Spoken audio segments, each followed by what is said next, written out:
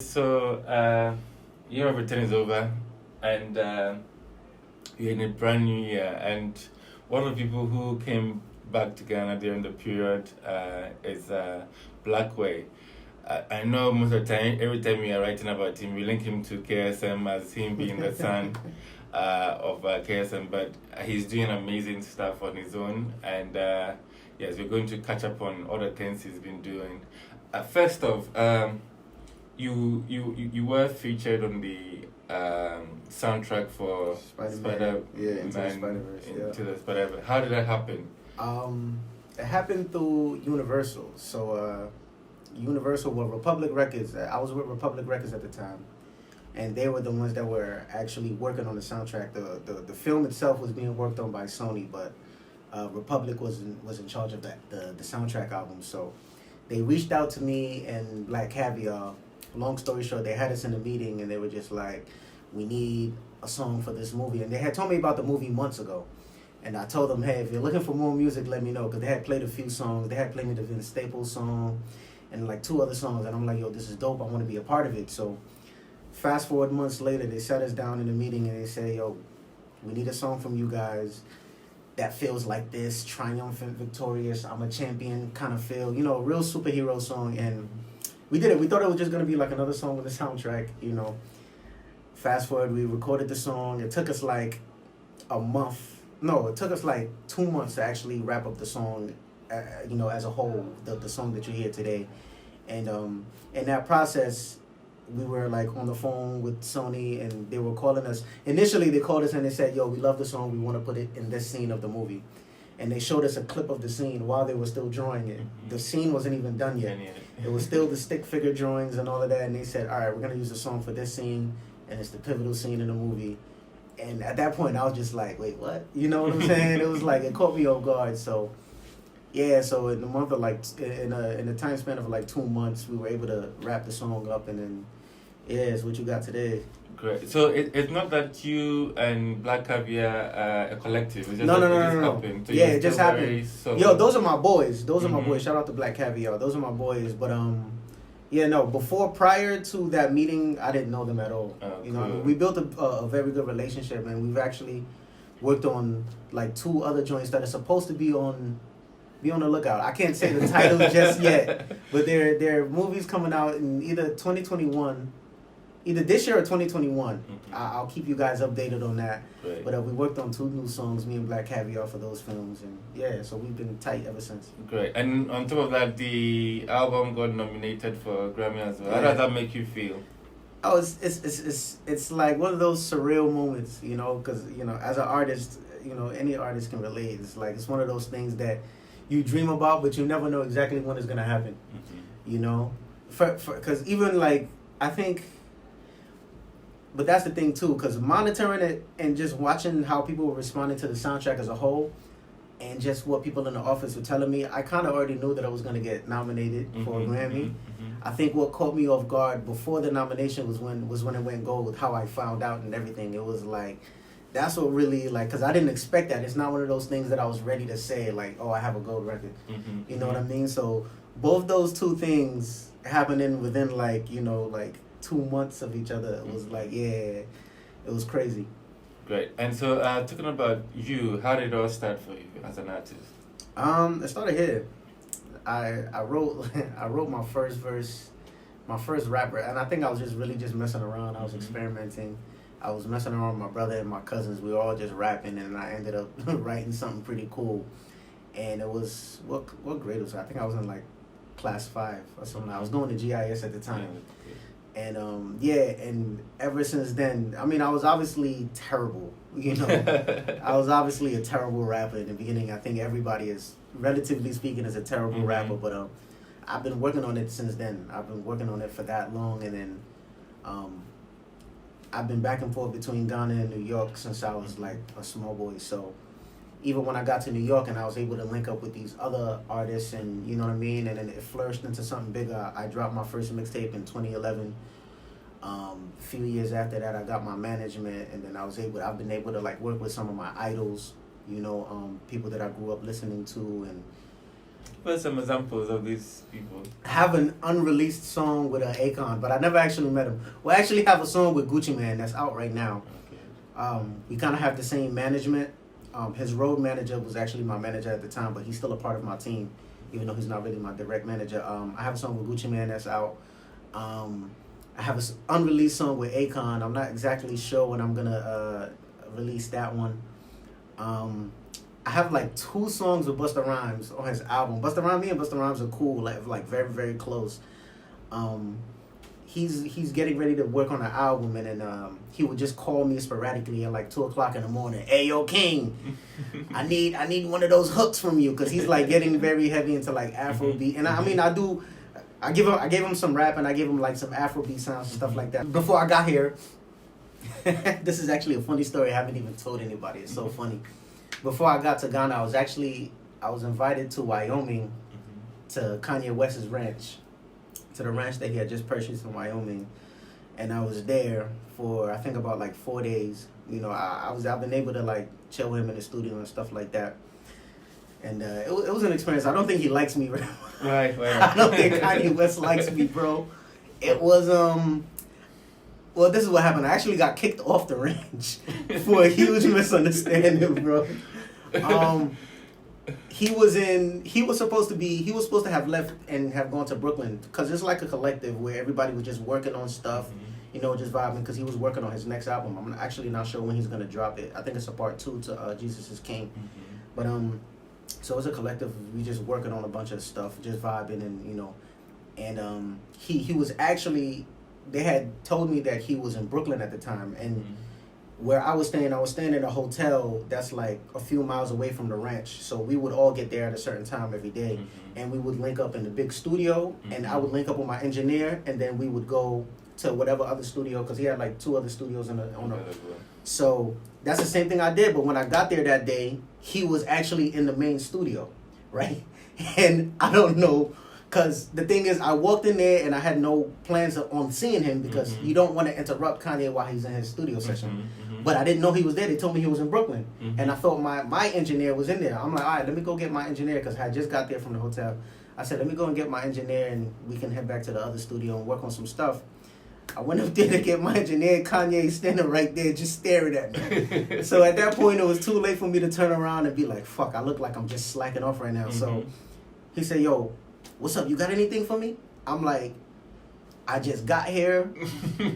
And I wanted to say, I'm actually here to look for Dave. Me and Dave was we usually link up here every day. But before I could even get those words out, he just went off. You got to put in that work. You got to put in that work. Everybody here's putting in work. I don't know what you're doing, but you got to put in work. You got to go to the other studio and put in work. And at that point, it's like, it was too late for me to say, no, I'm here for Dave. I literally just walked in, because I don't slack off. Nobody knows me for that. I always deliver every time. So it's just one of those funny stories. Then I went to the other studio.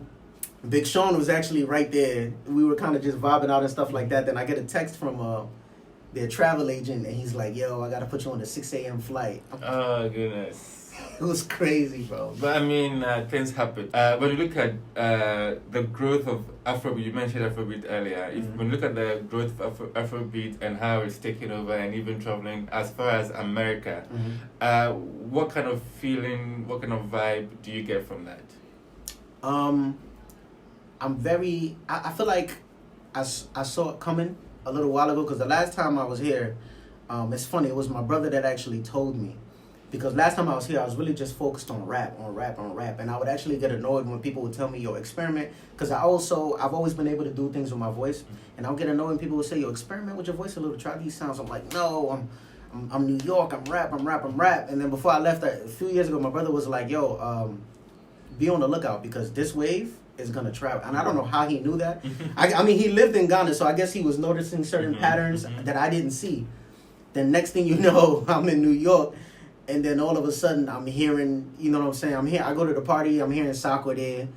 Then, you know, the Wizkid, well, it started off with the Wizkid wave with Drake and all of that. Then now I'm in parties in Brooklyn, I'm hearing Sakwa there all over the place. You know, Joanna is coming on like every 2 seconds at every party. So by then I had already started working on some Afrobeat things. So I'm very proud of, I'm very proud of the culture and what it's becoming, what I see it going. I'm in these meetings all the time with these people, and everybody's always talking about how much they want a piece of two things: Africa and the Latin world.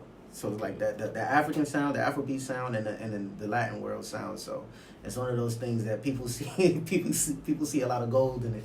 Great. You know? Yes. And what was it like for you to come back to Ghana at the year of return? Lots of things happening, lots of activities. What was the vibe like for you? It's been exciting for me. Like I said, I haven't been back in a while, so to come back at a time where there's this much attention and activity going on, I haven't seen this much traffic ever. I was arguing with some people. I said, the traffic in Ghana during the year of return, during the festivities and the holidays, is way worse than any traffic I've seen in LA. And LA is crazy. But it's been an experience. There are people from my town in New York that came down that I didn't even know they were here, so the energy was great. I didn't attend all the festivities. I went to Afrochella, then I went to a few of like the local clubs and the bars and stuff like that, that weren't even there the last time I was here. So, I've just been running around mingling, mainly been in the studio. The party life is leaving me a little bit. At some point you grow out of it. Yeah. Talking about studio, what should we look out for in terms of possible collaborations? So I'm actually working on an EP that I'm gonna drop. I was talking to my team. We were looking at maybe like late January, maybe the 25th. I'm shooting for no later than the 25th.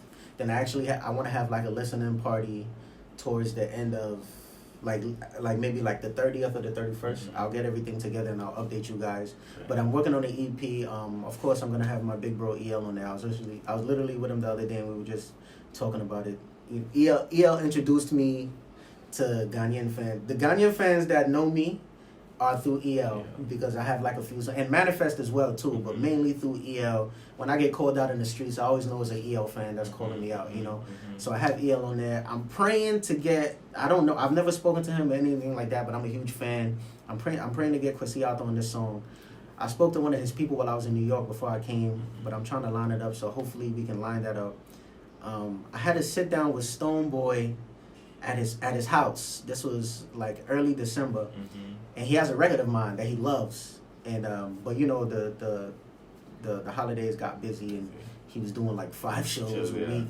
So I'm gonna try to catch up on him, try to remind him about that. But I really want that feature as well. So, but the project is sounding very good. It's sounding very good so far. Yeah. Fantastic. So what's next for Blackway? Right now, I typically just make monthly goals, and then whatever happens after that always surprises me. But right now, like I said, I have the EP. That's the thing. It's been a battle too, because I think the Grammys is on the 24th, and I think my manager was telling me that I had got an invite. But she had to also figure some things out because I'm not, like I said, I'm not with the label no more. And the Grammys thing is a whole political thing. Don't. But yeah. So I was trying to figure that out. But I think actually I want to be in Ghana when the Grammys are happening. So God willing, if Spiderman Into the Spider-Verse actually wins, I'll be home with my family watching it on TV, celebrating with them. Right. So we have that. I have the EP coming out February. When I leave in February, I'm supposed to be heading down to Atlanta to do some work with some of the artists out there, and But when that time comes, I'll make my February plan, and then my March plan, and then it'll go on. I just make my monthly goals. I have on my notes. I just got January goals right now. When I knock out January, I'll do the same thing for February, and so on and so forth. Great. Yeah. You talk about going to Atlanta to work. I'm starting to see Atlanta as the Black Hollywood. Yeah. What's special about that space, and also what advice do you have for Africans in the entertainment space who yearn so much to break into the American market? I think the energy started to shift a little bit. Well, the culture, right? So it's like it's kind of started with like the hip hop urban culture that started off in New York. It evolved into something else, and then gradually, the more it evolved, the more the energy and the eyeballs and the trends started to shift towards the South, mainly Atlanta. So, and then creatively, that's just where I guess people started to flourish more and more, and then what they were creating now was spreading versus before when it was what New Yorkers were creating that was spreading. So now we're all kind of following this trend that like the South is starting, and then even some places in the West Coast, like the Bay Area, a couple of trends that are coming from other places. New York is starting to get a little bit of their, their step back, but Atlanta is where it is right now as far as entertainment, black entertainment. Mm-hmm. Atlanta is definitely where it is. Even not just music, in the film industry, like you said, Black Hollywood. I think Tyler Perry is based in Atlanta. But yeah, and I actually just found out also too, not too long ago, that the Afrobeat world is gradually growing in Atlanta, and it's right now it's pretty much competing with New York, because New York is very huge on Afrobeats right now. The Nigerian community in New York is ridiculous, and I've been hearing recently that a lot of that energy has also shifted to Atlanta. So those are very two. As far as what we do, if it's something that you want to bring into the States, if you're based in Ghana, so you should target those two markets 100%, because there are people there that will definitely support you if you do it the right way. And we have the internet nowadays, so it's a post away, if you do it strategically. Great. All the best, Blackway. Thanks for Thank you, bro. passing through. For sure. And we wish you all the best. Thank you.